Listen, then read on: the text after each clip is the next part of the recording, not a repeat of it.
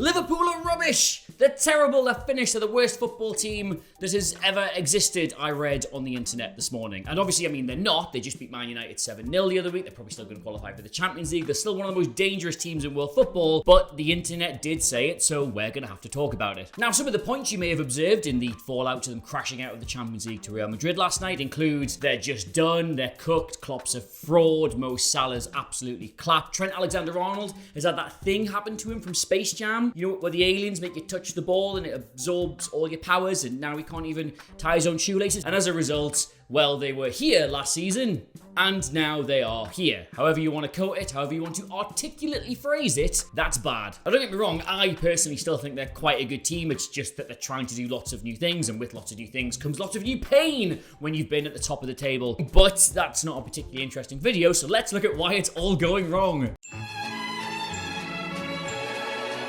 Because you see, the great football teams, they have identities. There is something about them that immediately comes to mind when you think of that team. Like Guardiola's Barcelona, you think about tiki-taka and passing and not being able to get the ball off them. Mourinho's Chelsea, you think, oh, what a pack of bastards they were. Tony Pulis' Stoke, you think of Rory Delap's Little Towel. There's just iconic things that come with iconic teams. And what was it for Klopp's Liverpool? They used to literally say it themselves. It was intensity. Intensity is our identity. The greatest playmaker is a high press. You used to think about them floating the ball, winning it back. As soon as you lost it in the final third, they were all over you. They could not be beaten for energy or effort or desire. And I don't know if you noticed over those two legs of Real Madrid, but those are not words you would use to describe this current Liverpool team. And I shall illustrate. This is the first goal they conceded against Real Madrid. You're 2-0 up in the tie, and you're okay there. You're relatively well set. You've got your players back. There's a nice shape here. Jordan Henderson's pressing the ball. You're pretty much okay. Except no, you're not, because not 4 seconds later, you've allowed Vinicius Jr. to just walk into the box without having to ride or face a single tackle. He gets his shot away. The best they can try and do is sort of block it, and lo and behold, you've now lost half your lead. Now, I know you're thinking the second goal was a bit of a freak. Alisson just kicked it off Vinicius and it looped in. There's nothing you can do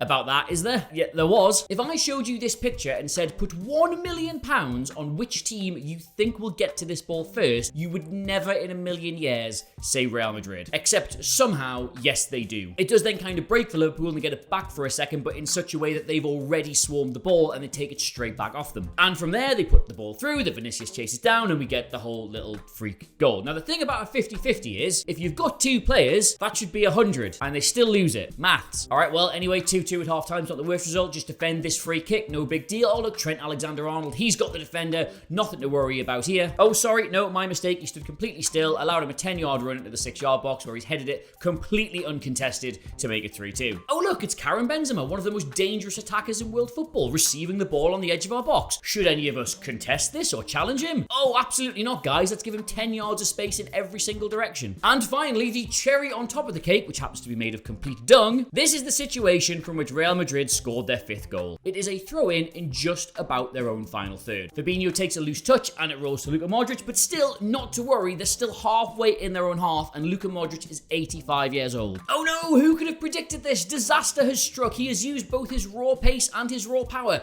two things you absolutely do associate with a 37-year-old 5'8" Luka Modric, to burst clear of Fabinho and Baccetic, and you're now 2v3. And to be fair, by the time Benzema does put that in the back of the net, they have created a really nice bank of 4 defensive lines. The only problem is that it's completely sideways on. Now, there was talk about them doing a miracle, but they didn't. And the goal that killed it off was, you're not going to believe this, that's Camavinga there in about 10 yards of space from everybody else, and Benzema just standing completely between the two centre-backs with nobody particularly bothered about him. He gets it into feet. He's a little sluggish turning though, which allows Van Dijk to make the tackle, and everything's going to be fine because Alexander-Arnold is the right side of Vinicius Jr. and will absolutely not be letting... Oh, yeah, he's done it again. He just stands there and watches. Vinicius rolls it across to Benzema. 1-0, end of the tie. Thank you for coming. See you later. You'll never walk home because it's far too far from Spain. This used to be the most intense team to watch in world football. It was just, every Liverpool game was so much fun. You ever had that friend who was a big party animal and they still think they can go like into their like late 30s, early 40s, except now it's like 11 o'clock and they're clearly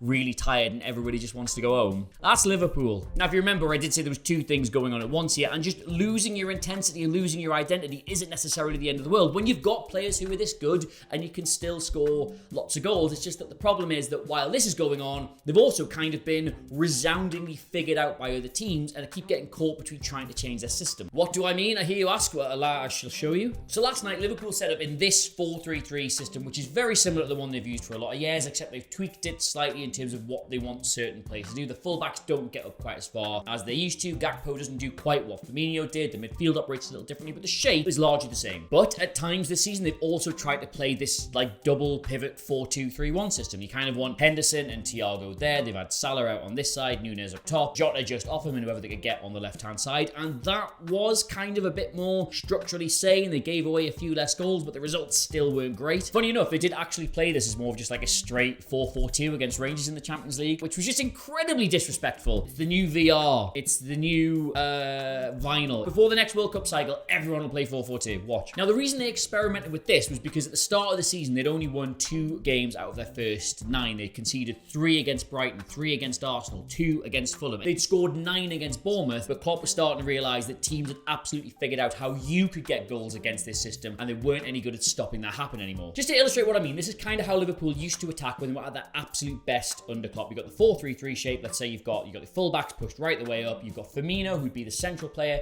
He would drop deep to try and pull the central defender out of position to allow Salah to get in on that side, or try and pull this defender out to get that attacker in on that side. Why Salah gets so many goals, or used to, from this exact position here because of the space vacated by the false 9. Now, because these two were coming in field, that left loads of space for the fullbacks. Alexander-Arnold used to like to get around this kind of area, would tend not to overlap if possible. He would like to stay there so he can put balls into the attackers, and Andy Robertson would love getting on the overlap, would very rarely come inside, but occasionally would, because again, Trent Alexander-Arnold can put, where's the ball, a great cross into Salah, into Firmino, into anybody coming in from the midfield, and occasionally into Robertson coming in at the back post. They got loads of goals doing that as well, and it worked really well. But the thing is, you can already see how to get at this system. It's not like a clever trick to try and beat it. You've got all this space here, and you've got all this space here in behind the fullbacks, and you've got the entire of Liverpool's half pretty much to try and play in. So teams would always try and hit these spaces. Like, look, you could park the moon itself in the gaps Liverpool leave when they're on the attack. So why didn't they lose all the time? They've got such glaring weaknesses in this system. Why didn't they lose? Well, because of the counter press and the intensity with which they used it. Let's say you win the ball back in this kind of position, and unless there is a killer ball automatically on, which because you're defending against a very good team that almost certainly isn't, you play short, you play safe, you go back to the fullback, one of the centre midfielders, and Liverpool's entire system was based on bang, bang, bang. 2 or 3 players on you immediately once you play that pass. He can't get anybody in, he can't do anything clever, he's just got to go back there, straight away, bang, bang, bang. They would constantly try and win the ball back in the Kenny Loggins area, in the danger zone, because, as we said before, what is the best playmaker? It's a high press. Now, as you can see here, inherently, this is creating even more risk, because as you flood the ball, you're congesting that part of the pitch and that part of the space, leaving even more room for people to run into. So why didn't we always, every week, see that pass in there and teams in behind? We'd see it occasionally. Sometimes it would work, but they were so good at the counter press, they would win those balls. They would stop that happening. Klopp's even said it himself this season. Like, initially when things weren't going right, they were conceding all these goals. Nothing had really changed. It's just they were winning those tackles. They were winning those duels. They were stopping this exact thing happening. And now, for whatever reason, they're just not. But the reason is, and I'm sorry to say it, it's this area of the pitch here. It's their 3 centre midfielders, the age of them, the various skill sets they've got, the fact they've got young players coming through who just aren't quite at that elite level yet. They've got really good players who are now aging past their peak. They've had really bad injuries, etc. And the other players, like your Thiagos, for example, they do some of the jobs required in that area really well, and then others not at all. Like, to be a centre midfielder in that system, you have to be like tactically flexible, because as the spaces open up, your job is to recognise that the gap is there and cover over. You've also got to be able to see the odd chance to get into space, etc. You've got to be physically very fit, because you're expected to win the ball back in this area as much as you're expected to be on the edge of your own box contesting it. You've got to be good in the tackle. You've got to be able to win it back. You've got to be able to intercept the ball. You've got to be able to play excellent little passes, because the way this works with a great team, and it won't with a good team, is, look, they're trying to break, but you've flooded the ball, you've won it back, here, the defense aren't set because they think they're coming out. You've got it back here. A good player, he can hit the fullback here. You can get a good ball into there. He can go back to his centre back. He can play it around the inside with his pals in the midfield. But the really good players, the great players, they see that ball and they get it in there. And I'm gonna go for it. Oh!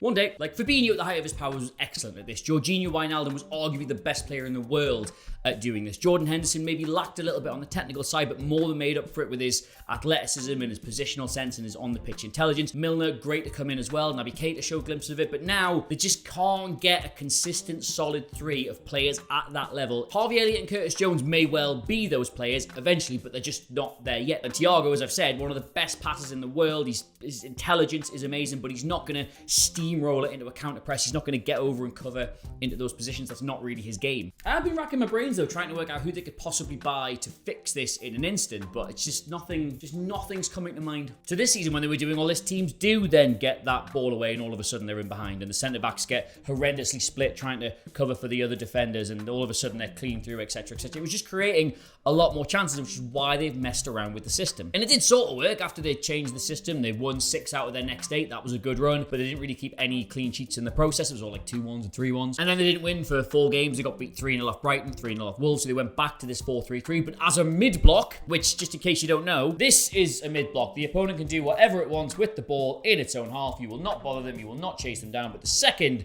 somebody comes into your half, bang, mine, give it back. And if you're thinking, oh, so they defend a little deeper, like, so what? It's Liverpool! It's Klopp's Liverpool. The defensive line being here is weird. It used to be in the advertising hoardings. And it kind of worked. They won 5 out of their next 6 and didn't concede a single goal, but that was against like Wolves, Everton, Crystal Palace, 10-man Newcastle. Man United 7-0, yep, fair play. Very funny, but then came up against Bournemouth, couldn't score, and lost 1-0. And Real Madrid, the first like proper team in form that actually took them on, scored 5. So where has it gone wrong for Liverpool? Let us recap. Teams have figured out how to beat their existing system, which at the same time they're no longer that good at implementing because of changes in personnel, players aging out, injuries, etc, etc. It doesn't quite work from the way it used to, and at the same time the ones they're experimenting with, the new things they're trying to do, they're just not really all that good at. It's the perfect storm of problems for a team that's had the same manager and most of the same players for this long. It's gonna take pain and it's gonna take time to fix this team. I mean, I'm saying pain. They are 6th in the league at the minute. If they win the game in hand, they'll only be 3 points behind Tottenham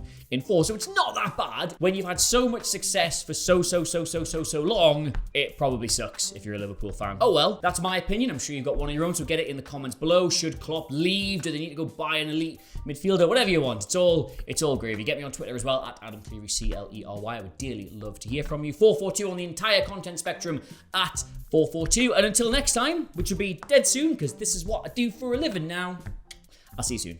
Goodbye. And that's it. That's the video. Thank you so very much for watching and making it all the way till the end. Somebody's keen. While you're here, please do consider subscribing to the 442 YouTube channel. We've got loads of awesome football content dropping all through the week, as well as an amazing library of documentaries, player interviews, and performance guides as well. Until next time, though, thank you once again for watching. I do hope you enjoyed yourself, and I'll see you soon. Goodbye.